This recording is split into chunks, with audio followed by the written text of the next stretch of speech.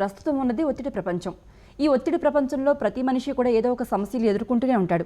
ఈ సమస్యలు ఎదుర్కొంటున్న సమయంలో కూడా మనం ఆనందం, ఉత్సాహం, ఉల్లాసాలతో ఏ విధంగా ఉండాలి, ఏ విధంగా ఉంటే ఇవి మన సొంతం అవుతాయి, ఈ విషయాలన్నీ చర్చించడానికి మనతో పాటు ప్రముఖ వ్యక్తిత్వ వికాస నిపుణులు ఆకిల రాఘవేంద్ర గారు ఉన్నారు. ఆయన అడిగి తెలుసుకుందాం. నమస్తే రాఘవేంద్ర గారు. ఈ ఒత్తిడిలో కూడా ఆనందం, ఉత్సాహం, ఉల్లాసం మనం సొంతం చేసుకోవాలంటే ఏ విధంగా ఉండాలి అని తెలుసుకోవడానికి మనతో పాటు మ్యాట్రిక్ స్టూడెంట్స్ కూడా ఉన్నారు. హాయ్ సార్, చెప్పండి. ఈ ఒత్తిడి ప్రపంచంలో మనకి ఎన్ని సమస్యలు ఎదురైనప్పటికీ ఆనందం, ఉత్సాహం, ఉల్లాసాలతో ఉండొచ్చు అని చెప్పారు. ఏ విధంగా? అసలు రోజు 24 గంటల్లో రాత్రి ఒక 6 గంటలు పడుకోవడం, 7 గంటలు పడుకోవడం మినహాయిస్తే ఓకే, మిగతా అంతా ఏదో ఒక వర్క్లో ఉంటాం, ఏదో ఒక పనిలో ఉంటాం. ప్రతి క్షణాన్ని ఎంత ఆనందంగా, ఎంత ఉల్లాసంగా, ఎంత ఉత్సాహంగా, ఎంత సంతోషంగా ఉన్నాము అనేది చాలా ఇంపార్టెంట్. తేనె సీసాలో చెంచా తేనె పక్కనే ఉంటుంది, కానీ ఆ తేనె మాధుర్యాన్ని అనుభవించదు, ఆస్వాదించదు, మాధుర్యాన్ని గ్రోలదు. చెంచాలా మన బతుకుండకూడదు. ఎక్కడైనా, ఎప్పుడైనా, ఏం జరుగుతున్నా, ఎలా ఉన్నా కానీ హాయిగా ఆనందంగా పక్షిలా ఉండగలిగే మానసిక తత్వాన్ని కనుక అలవర్చుకుంటే మనము ఆనందంగా ఉంటాము, మన చుట్టుపక్కల ప్రపంచం కూడా ఆనందంగా ఉంటుంది. ఆనందంగా ఉండడానికి మొదటి సూత్రం ఏంటంటే అసలు మనంతట మనమే ఆనందాన్ని తెచ్చుకోవడం. ఏ విధంగా అంటే 2 అంశాలని కనుక అలవర్చుకుంటే మనం ఎప్పుడూ ఆనందంగా ఉంటాం. ఒకటి ఫిలసాఫికల్గా, ఇంకొకటి ఫిజికల్గా. ఫిలసాఫికల్గా అంటే అర్థం ఏంటంటే లాజికల్గా ఆలోచిద్దాం, కొంచెం ఒళ్ళు గొగురు పొడిచే సత్యమేనా కనుక చెప్పుకుందాం. మనందరూ ఇక్కడ శాశ్వతంగా ఉండిపోవడానికి వచ్చామా? ఇక్కడ ఈ భూప్రపంచం మీద ఉన్న ప్రతి ఒక్కళ్ళు ఎప్పుడూ వెళ్ళిపోవాల్సిన వాడమండి. కొంతకాలం ఉండడానికి వచ్చిన మనం ఉన్న ఈ కొంతకాలాన్ని ఆనందంగా గడపకుండా ఏడుస్తూ ఈశ్వరోముని గడిపితే అర్థం ఉందా? ఇంకా ఫిజికల్గా అంటే అర్థం ఏంటంటే ఏడవడం మొదలు పెడితే, బాధపడడం మొదలు పెడితే, శోకం పెట్టడం మొదలు పెడితే ఉన్న సమస్య తీరుతుందా? ఒక ఇంట్లో ఒక ఆవిడ గాజు సామాన్తో ఏదో పని చేస్తుంది, కింద పడిపోయిందండి. గాజు అది విరిగిపోయింది, ఆమె ఏడవడం మొదలుపెట్టిందండి. ఏడవడం మొదలుపెట్టిన తర్వాత అరే పాపం ఆవిడ ఏడుస్తుందని చెప్పి పగిలిపోయిన గాజు పాత్ర మళ్ళీ తిరిగి పాత్ర అవుతుందా? అవదు. కాబట్టి ఏడుపు పరిష్కారం కాదు, ఏడవడమే పరిష్కారం అనుకుంటే ఈ సమస్యలు అందరూ ఏడుద్దాము, పరిష్కారాలు అవుతాయి. కాబట్టి ఇలా చూసుకున్నా కూడా ఆనందంగా ఉందాం. ఎక్స్పెక్ట్ చేయడం ఏమైనా వస్తుంటే ఎంజాయ్ చేయడం మొదలు పెడదాం. Simple logical. సమస్య ఏదైనా సరే పరిష్కారం ఖచ్చితంగా ఉండేదే, కానీ ప్రతి చిన్న విషయాన్ని కూడా భూతద్దంలో చూస్తూ బాధపడిపోయే వాళ్ళే ఎక్కువ చూస్తుంటాం. మరి ఇటువంటి వ్యక్తుల్లో మార్పు ఏ విధంగా తీసుకురావచ్చు? దాన్ని ప్రయారిటీ అనే పదం వాడతాను. పావలా పడిపోయింది, ఏడుస్తూ కూర్చుంటామా? 1,00,000 రూపాయలు పడిపోయినాయి, కొంచెం బాధపడడం సహజం. సో ప్రయారిటీ అనే బట్టి ఉంటుందండి. ఓకే, ఇక్కడ చాలా చాలా చాలా అర్థం చేసుకోవాల్సిన విషయం ఏంటంటే విజ్డమ్ అని ఒక పదం వాడతాం. మనం కనుక విజ్డమ్ని పెంచుకోవడం మొదలుపెట్టినట్లయితే మన జీవితంలో ఏది బాధగా అనిపించదండి. అప్పుడు ఏది మన ఆనందాన్ని దూరం చేయదండి. అంటే ఏంటి సార్? చంటి పిల్లవాడు ఉన్నాడు, చాక్లెట్ ఇవ్వలేదు, ఏడడం మొదలు పెడతాడు. 3 గంటలు 4 గంటలు కూడా ఏడడం మొదలు పెడతాడు. మనం వాడిని చూసి ఏమనుకుంటామండి? మూర్ఖుడా అనుకుంటాం. పోనీ ఆ పదం వాడకపోయినా ఇంకో పదం గ్యారెంటీ వాడతాం. చిన్నపిల్లాడురా, చైల్డిష్గా ప్రవర్తిస్తున్నాడురా అంటాం. ఆ వయసులో మనం కూడా అదే చైల్డిష్గా ప్రవర్తించాం. ఇవాళ ఆ పరిధి దాటాం కాబట్టి, మన ఆలోచన పరిధి విస్తరించింది కాబట్టి, మన అనుభవాలు పెరిగాయి కాబట్టి, మనకు వయసు తోడైంది కాబట్టి అది చైల్డిష్నెస్ అంటున్నాం. అంటే ఇవాళ మీరు దేని గురించైనా ఏడుస్తుంటే కూడా ఆ పరిధిని దాటిన వాడికి, ఆ వయసుని పెంచుకున్న వాడికి, ఆ అనుభవం తెచ్చుకున్నవాడికి, ఆ విజ్డమ్ పొందినవాడికి చాలా చిన్నగా అనిపిస్తుంది. కాబట్టి మన ఎదగడం మొదలు పెడితే చీమ ఏనుగు పాదం దగ్గర ఉన్నప్పుడు చిన్నగా ఉంటుంది, సమస్య ఏనుగయ్యి మనిషి చీమైనప్పుడు సమస్య పెద్దగా ఉంటుంది. అలా కాకుండా మనం ఏనుగైతే సమస్య చీమలా నలిగిపోయేది చిన్నదవుతుంది. అప్పుడు నిత్యం ఆనందంగా ఉండేందుకు అవకాశం ఉంటుంది. రాఘవేంద్ర గారు, మరి ఈ విషయాల గురించి చర్చించడానికి మనతో పాటు మ్యాట్రిక్ స్టూడెంట్స్ ఉన్నారు. వాళ్ళు డౌట్స్ అడుగుతారు, తెలుసుకుందాం. మార్నింగ్ సార్, నా పేరు నరసింహరావు అండి. మనం మార్నింగ్ నుంచి ఈవినింగ్ వరకు కాలేజ్లో కానీ ఆఫీస్లో కానీ ఎంజాయ్ చేస్తాం కదండి, హ్యాపీగా ఉంటాం. కానీ ఈవినింగ్ వచ్చేసరికి ట్రాఫిక్లో కానీ ఎక్కడ ఇరుక్కుపోయి అంటే ఇంటికి వచ్చేసరికి డిసప్పాయింట్మెంట్ అవుతాం కదా, అప్పుడు మళ్ళీ బ్యాక్ ఎంజాయ్ చేయాలంటే ఏం చేయాలి? ఇది చాలామందికి ఉండే సమస్య.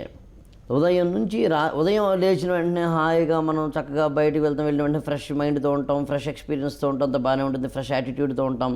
తీరా సాయంత్రం వచ్చేసరికి టైర్ అయిపోయి ఎగ్జాస్ట్ అయిపోయి అప్పుడు ఇంకోటి ఏదైనా మనకి ఓవర్లాప్ అయితే బాధపడడం జరుగుతుంది.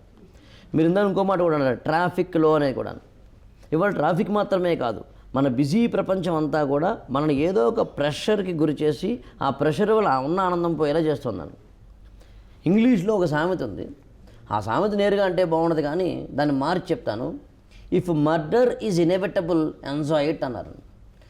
కాబట్టి మనం ఏదైనా కనుక మన మీద ఒత్తిడి చేస్తున్నప్పుడు దాన్ని ఎంజాయ్ చేయడం మొదలు పెడతాం. ఎప్పుడైతే ఎంజాయ్ చేయడం మొదలు పెట్టామో దేన్ని తీసుకున్నా కూడా take it easy policy. Present స్టూడెంట్స్ని తీసుకుంటే వాళ్ళు చిన్న విషయానికి కూడా ఎదుర్కోలేక ఆత్మహత్యలకు కూడా ప్రేరేపించబడుతున్నారు. మరి ఇటువంటి విద్యార్థులు అటువంటి సమస్యల వలయంలోంచి బయటకు వచ్చేందుకు ఏ విధంగా కృషి చేయాలి, ఏ విధంగా ఆనందంగా ఉత్సాహంగా ఉల్లాసంగా ఉండాలి? అంటే ఇక్కడ యాక్చువల్గా ఆత్మహత్య అనే పదం వాడారు మీరు. ఇది నిజానికి వాళ్ళు చాలా బాధాకరమైన విషయం ఉండదు. అవును, అనేక మంది తమ జీవితాల గురించి, జీవితం యొక్క గొప్పతనం గురించి తెలియకపోవడం వల్ల చేస్తున్న అవివేకమైన చర్య ఏదైనా ఉందంటే ఆత్మహత్య ఉండదు. అసలు మనం పుట్టాము అంటే అర్థం ఏంటంటే ఏదో ఒక పర్పస్ కోసం పుట్టాము. పర్పస్ లేనిది ఏది ఈ ప్రపంచంలో లేదు. భగవంతుడు మనల్ని ఎందుకు పంపిస్తాడు అంటే అర్థం ఏంటంటే ఏదో ఒక పర్పస్ని సాధిస్తామని పంపిస్తాడు. ఒక మార్కు రాలేదనో, ఒక ఉద్యోగం రాలేదనో, ఒక డబ్బు రాలేదనో, ఒక ప్రమోషన్ రాలేదనో, ఇంకోటో జరగలేదనో మనం ఆగిపోవాల్సిన అవసరం లేదు, పారిపోవాల్సిన అవసరం లేదు, ఇంకో చోటికి వెళ్ళిపోవాల్సిన అవసరం లేదు. రైట్ సార్, మరో స్టూడెంట్ అని డౌట్ అడుగుతారు, అడగండి. గుడ్ మార్నింగ్ సార్, నా పేరు శ్రీనివాస్ అండి. సార్, ఎగ్జామ్ హాల్లో మనం కూర్చొని ఎగ్జామ్ రాసుకునేటప్పుడు కొన్ని ఆన్సర్స్ మర్చిపోతుంటాం సార్. అలాంటి డిసప్పాయింట్ అయిపోవడం వల్ల మనం ఇంకొన్ని మనకు తెలిసిన ఆన్సర్స్ రాయలేకపోతాం సార్. అలా కాకుండా డిసప్పాయింట్ కాకుండా ఉండడం ఎలా? ఇప్పుడు ఎప్పుడైనా కానీ ఒక ఎగ్జామ్ హాల్లో కూర్చుంటాం మనం, దాన్ని ఆన్సర్ షీట్ రాయడం మొదలు పెట్టాలి. తీరా చూస్తేనేమో మనం మర్చిపోతాం. ఒక గదిలో కూర్చున్నారు, మీరు చదువుకుంటున్నారు, ఒక పెద్ద పులి గదిలోకి వచ్చింది అనుకోండి, రెడీగా మిమ్మల్ని తినడానికి సిద్ధంగా ఉందా. ఏం చేయాలి అప్పుడు? పులి నువ్వు చదువుకునే వాళ్ళని తినవు కదా, ఆ విషయం నాకు తెలుసును అని అందామా? పులి ఇదిగో ఈ బిస్కెట్ తీసుకో, బిస్కెట్ తింటే నువ్వు నన్ను తినడం మానేస్తావు అని అంటామా? లేకపోతే భయపడిపోయి పారిపోయి కింద మీద పడిపోయి చెమటలకు ఎక్కేసుకుని నోరంతా పెడచకట్టుపోయి అసలు మాట్లాడిన పరిస్థితిలో ఉండి స్పృహతో పడిపోతామా? ఈ మూడు కాకుండా ఇంకోటి ఉంది, దాన్ని ప్రోయాక్టివ్ రియాక్షన్ అంటారు. అంటే ఉన్న సిచ్యుయేషన్కి అనుగుణంగా పాజిటివ్గా రియాక్ట్ అవ్వడం. పులి గదిలోకి వచ్చింది, ఇప్పుడు ఏం చేస్తుంది? అది నన్ను తింటుంది. తినబడకుండా ఉండాలంటే ఏం చేయాలి? అప్పుడు శోధించడం మొదలు పెడతాం, గదంతా చూడడం మొదలు పెడతాం, ఎక్కడ ఉందో చూడడం మొదలు పెడతాం, లేదా దాన్ని మచ్చిక చేసుకోవడం ఎలాగో తెలుసుకోవడం మొదలు పెడతాం. ఏదైనా సమస్య నుంచి బయటపడేందుకు కావలసిన తగిన ఒక సొల్యూషన్ జోన్లోకి వెళతాం. ఎగ్జామ్ హాల్లో కూడా అంతే, ఇంటర్వ్యూ బోర్డులో కూర్చున్నప్పుడు కూడా అంతే. ఒక ఆన్సర్ మీకు రాకపోతే కంగారు పడద్దు, రాయలేకపోతున్నానని ఏమీ ఇబ్బంది పడిపోవద్దు, భయపడితే ఇంకా గందరగోళం జరుగుతుంది. సో కాబట్టి అలాంటప్పుడు చేయాల్సిన మొదటి పని ఏంటంటే, ఇది నాకు రావడం లేదు, పక్కన పెట్టేద్దాం అని ఒక కంపార్ట్మెంటలైజేషన్ మైండ్ తెచ్చుకుని ఆ జోన్లోంచి బయటపడిపోయి కొత్త దాన్ని ఫ్రెష్గా రాస్తున్నాను, నేను గొప్పగా రాస్తున్నాను అని ఆటో సజెషన్ చేసుకుని రాయడం మొదలు పెట్టాలి. సార్, మీరు అన్నట్లుగా జీవితం చాలా చిన్నది, గడిచిన కాలం తిరిగి రాదు, ప్రతి క్షణం ఎంజాయ్ చేయాలి. మరి ఇటువంటి మానసిక స్థైర్యాన్ని పెంచుకోవడానికి ఏ విధంగా కృషి చేయాలి? గతము, భవిష్యత్తు, వర్తమానం. మనందరం అయితే గతంలో బతుకుతాము లేదా భవిష్యత్తులో బతుకుతాం. అరే ఆ రోజురా, అసలు చిన్నప్పుడు అసలు అప్పుడు ఏం జరిగిందంటేరా, అది గతం. అది ఎవరికి కావాలి ఇప్పుడు? లేకపోతే ఏమంటాడు, నేను నెక్స్ట్ ఇయర్ ఈ పాటికి నేను సరిగ్గా 3 years తర్వాత ఫ్యూచర్. పోయింది రాదు, వచ్చేది ఎలా ఉందో తెలియదు. ఎందుకు వచ్చి గొడవ? ప్రస్తుతం మాత్రమే మీది, మిగతావన్నీ అప్రస్తుతాలే. కాబట్టి ఇప్పుడు ఈ క్షణం నేను ఎలా రియాక్ట్ అవ్వాలి, ఇప్పుడు ఈ క్షణం నేను ఎలా ఉండాలి, ఇప్పుడు ఈ క్షణం నేను ఎలా ఆలోచించాలి, ఇప్పుడు ఈ క్షణం ఇక్కడ నా పాత్ర ఏమిటి, నేను ఏం చేయాలి, ఏం చేయకూడదు, ఈ క్షణం మాత్రమే, ఇప్పుడు గురించి మాత్రమే ఆలోచించడం మొదలు పెడితే ఏమవుతుందంటే జీవితం అనేది ఎల్ఐసి పాలసీ లాంటిది. అప్పుడప్పుడు కట్టే ప్రీమియంలో ఎప్పుడో ఒకసారిగా డబ్బు ఇస్తుంది. రేపటి బ్యాంకులోంచి నేను డబ్బులు తీసుకోవాలి అంటే వర్తమానము అనే బ్యాంకులోకి నేను డబ్బులు వేయాలి. వర్తమానంలో మనం బతకడం మొదలు పెడితే తెలియకుండానే భవిష్యత్తు బంగారం అవుతుంది. Good morning sir, my name is Lalitha. మనకి ఎటువంటి ప్రెషర్స్ లేకుండా లైఫ్ లాంగ్ అసలు హ్యాపీగా ఎలా ఉండగలరు? గ్రేట్ క్వశ్చన్ అండి. నిజమే, పక్షిలా హాయిగా ఎగిరిపోతూ చేపలా హాయిగా ఈదుకుపోతూ ఎలా ఉండాలి? చంటి పిల్లాడు ఉంటాడు అలా అండి. ఇప్పుడే గమనించారో లేదా మీరు? చంటి పిల్లలు ఎప్పుడూ ఆనందంగానే ఉంటారండి. ఇంకా వాళ్ళ బాల్యాన్ని మనం తినేసి వాళ్ళ జీవితంతో ఆడుకుంటున్నాం తప్ప, లేదా వాడు ఎప్పుడూ ఆడుకుంటూనే ఉంటాడండి. అలాగే మనం ఉందామండి. బాల్యంలో ఏ నిష్కల్మషమైన మనసు ఉందో ఎప్పుడైతే మనం కోరుకోవడం మొదలుపెట్టామో అప్పుడు మనకి ఏదో రాకపోవడము రావడమో జరుగుతుంది. రాకపోవడం మొదలుపెట్టినప్పుడు ఏమవుతుందంటే ఏడవడం మొదలు పెడతామండి. ఐ వాంట్ పీస్ అన్నాం అనుకోండి, పీస్ రాదండి. అందులో ఐ తీసేయండి, నేను అనే తీసేయండి, వాంట్ కోరిక తీసేయండి, పీస్ మాత్రమే మిగిలిందండి, శాంతి మాత్రమే మిగిలిందండి. కోరడం మానేయండి. అప్పుడు మీరు అన్నట్టుగా ఎప్పుడు ఆనందంగానే ఉంటామండి. ఏ పని చేసినా ఆనందంగానే ఉంటామండి. చెరగని చిరునవ్వు ఎప్పుడు పెదాల మీద అలా నాట్యం చేస్తూనే ఉంటుందండి. ఓకే సార్, ఒక వ్యక్తికి ఓటమి ఎదురైనప్పుడు కృంగిపోవటం సహజం. మరి ఆ ఓటమిలోంచి బయటకు రావడానికి ఆ విధంగా తర్వాత ఏదైతే ఓటమిని ఎదుర్కొన్నాడో అందులోనే విజయం సాధించడానికి, తద్వారా ఆనందాన్ని సొంతం చేసుకోవడానికి ఆ వ్యక్తి ఏ విధంగా ప్రవర్తించాలి? అసలు ఫెయిల్యూర్ ఎప్పుడు వస్తుంది? ఇంకా దారుణమైన ప్రశ్న అడుగుతాను. అసలు ఫెయిల్యూర్ ఉందా? ఈ ప్రపంచంలో ఫెయిల్యూర్ లేదండి. ఓకే. వేళ పాడలేదు కుర్రాళ్ళాటకు, ఓడే మాట లేదు ఆడేవాళ్లకు. ఆట ఆడడం మొదలుపెట్టిన వాళ్ళకి ఓటమన్నదే లేదు, ఓడే మాట లేదు ఆడేవాళ్లకు. ఏది గెలుపో ఏది మలుపో తెలుగువారు ఇదే ఆట. మనకు జీవితంలో గెలుపు ఉంటుంది, ఒకవేళ గెలుపు లేదు అంటే ఓటమి ఉండదు, మలుపు ఉంటుంది. అంటే ఇంకొక రూట్ తీసుకోవడం మాత్రమే ఉంటుంది. కాబట్టి జీవితంలో ఓటమే లేదు. అసలు ఓటమే లేనప్పుడు మిగతావి ఏమీ లేవు. Good morning sir, this is Manoj. ఇందాక మీరు అన్నట్టు ఒక స్టూడెంట్కి మార్క్స్ రాకపోతే ఆత్మహత్య చేసుకోవడం ఇవన్నీ అంటున్నారు కదా. ఇప్పుడు 8th క్లాస్ నుంచి 6th క్లాస్ నుంచి ఐఐటి పెట్టి వాళ్ళకి 8 to 8 అని పెడుతున్నారు, 12 hours స్టడీస్. ఇంకా వాళ్ళు ఈవినింగ్ ఆడుకోవడం కానీ ఇవన్నీ ఏమీ చూసుకోవట్లేదు. సో వాళ్ళకి అంత ప్రెషర్ అవసరమా? ఐఐటి అని చెప్తున్నారు కానీ ఇంటర్లో చెప్పేది ఇప్పుడే చెప్పేసి అంతా చేస్తున్నారు కానీ వాళ్ళు ఆనందంగా ఉండాలి. మీ క్వశ్చన్లో 2 షేడ్స్ ఉన్నాయండి. ఒకటి ఏంటంటే ప్రస్తుత విద్యారంగానికి సంబంధించింది, 2 ఆ విద్యారంగంలో ఉంటూ ఒక స్టూడెంట్ ఆనందం పొందడానికి సంబంధించింది. ఓకే. నేను మొదటి దాని జోలికి వెళ్ళట్లేదు. ఎందుకంటే మన ఇవాళ డిస్కషన్ అంతా కూడా ఎవరైనా ఎప్పుడైనా ఎక్కడైనా ఎలాంటి పరిస్థితి అయినా కానీ నిత్యం ఆనందంగా ఉండడం అనే సూత్రం చెప్పడం ఇక్కడ మనకి. అంటే ప్రెషర్స్ ఉన్నప్పటికీ కూడా. కాబట్టి స్టూడెంట్ లైఫ్కి సంబంధించి ఒక 6-8 తరగతులు ఆ ప్రాంతంలో ఉన్న వాళ్ళకి సంబంధించి వాళ్ళకి అంత మెచ్యూరిటీ ఉండదండి. It is the duty of the parents. 3 పనులు చేయండి ప్రతి తల్లి తండ్రి. వారంలో ఒకటో లేకపోతే నెలకి 2 రోజులో కాన్సిక్యూటివ్ డేస్ పిల్లల్ని తీసుకుని ప్రపంచాన్ని మర్చిపోయి ఎవ్వరికీ తెలియకుండా ఇంట్లోనే కావచ్చు కాక, నేనేమి ఇండ్లు వెళ్ళిపోయి తాజ్మహల్ దగ్గరకో లేకపోతే మన చార్మినార్ దగ్గర వెళ్ళమంటలేదు, ఎక్కడికి వెళ్ళారు అంటలేదు నేను. కానీ ఇంట్లోనే అంతవరకు 6 రోజుల పాటు 4 రోజుల పాటు వాడికి ఉన్న డైలీ షెడ్యూల్ ప్రెషర్స్లోంచి బయట పెట్టేసి విచ్చలవిడిగా విశృంఖలంగా ఆడుకునేలా చేయండి. అప్పుడు మళ్ళీ తిరిగి వాడు రీజనరేట్ అయ్యేందుకు అవకాశం ఉంది. ఇష్టమైనది చేస్తేనే ఆనందం కలుగుతుంది. ఇష్టమైనది చేయాల్సిన పరిస్థితి ఏర్పడినప్పుడు దాన్నైనా ఇష్టం చేసుకోవాలి, లేదా ఇష్టమైనది మాత్రమే చేసేలా మన జీవన విధానాన్ని మార్చుకోవాలి. ప్రస్తుత పోటీ ప్రపంచంలో ఒక వ్యక్తి ప్రతి నిమిషం ప్రతి క్షణాన్ని ఆనందంగా ఉండడం సాధ్యమా? అసలు సాధ్యమేనండి. ఇవాల్టి బిజీ ప్రపంచంలో కూడా నిత్యము ఆనందంగా ఉండవచ్చండి.